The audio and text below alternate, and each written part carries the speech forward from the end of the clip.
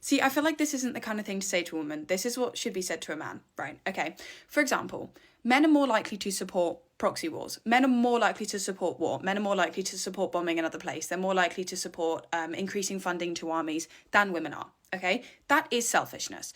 Let's say, for example, if America bombs this country, that their oil prices of America is going to drop massively because they're getting this new supply of oil. This is just a completely hypothetical situation, right? Men are more likely to support that. Men could say, I want to support that because I want my nation to flourish. I want my nation to have more oil for less money. I want my nation to do better.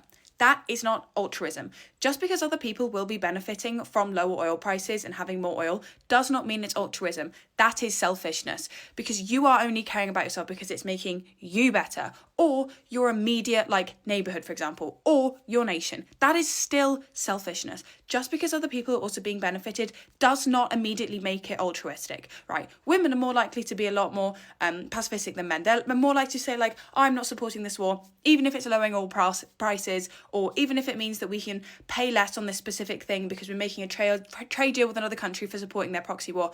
I don't want to do that.